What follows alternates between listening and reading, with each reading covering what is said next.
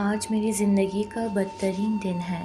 ابھی ایک جلے ہوئے خیمے کے پاس بیٹھ کر یہ خط لکھ رہی ہوں۔ میرے ہاتھوں میں جلن ہو رہی ہے۔ بی بی زینب خاتون یعنی سکینہ کی پھوپھی نے ہم سب کو ایک جگہ جمع کیا ہے۔ ہمارے پاس جو کچھ بھی تھا برے لوگ لے گئے ہیں۔ سکینہ کے کان زخمی ہیں، اس کی بالیاں کھینچ کر لے گئے ہیں۔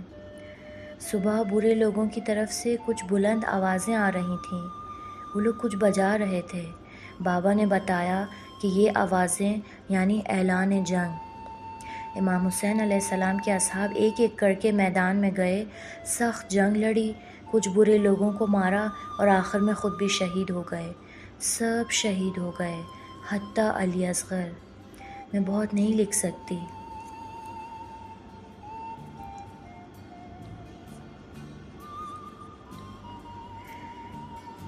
شام کے وقت امام حسین علیہ السلام کو بھی سب برے لوگوں نے مل کر شہید کر دیا۔ پھر خیموں پر حملہ کیا اور ہمارا جو بھی سامان تھا سب لے گئے اور پھر خیموں کو آگ لگا دی۔ امام زین العابدین علیہ السلام، امام حسین علیہ السلام کے بیٹے بیمار تھے اور اپنی جگہ سے ہل نہیں سکتے تھے۔ ان کے خیمے پر بھی آگ لگا دی کہ اگر بی بی زینب نہ ہوتیں تو امکان تھا کہ وہ جل جاتے۔ آخر ہمارا کیا قصور تھا؟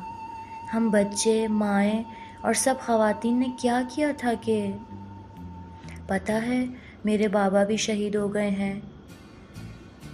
امام حسین علیہ السلام میدان گئے اور آخری وقت میرے بابا کا سر اپنی گود میں رکھا۔ رات ہے، اب تک امام حسین علیہ السلام اور ان کے ساتھیوں کے لاشیں زمین پر پڑے ہیں۔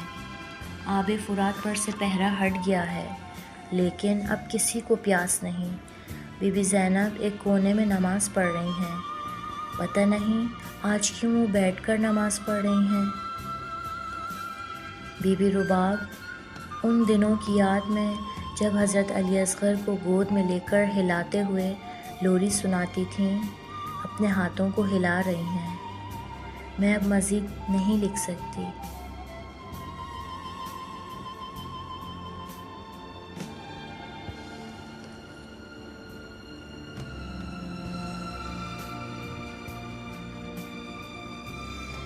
ہمارے ہاتھوں میں زنجیر باندھی جا رہی ہے اور اب لکھنے کا موقع بھی نہیں ملے گا۔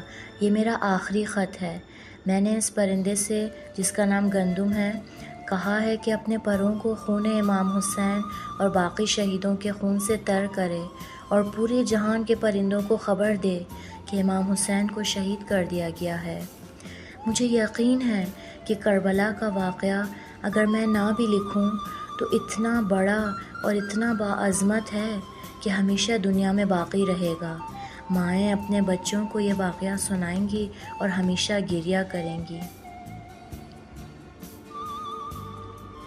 یہ پرندہ جس کا نام گندم ہے اپنے پروں کو خون میں تر کر کے آ گیا ہے اور میں یہ خط اس کے پاؤں میں باندھ کر چھوڑ رہی ہوں۔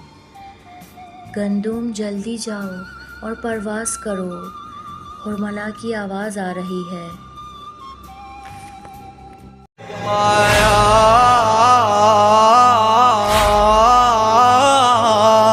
حسین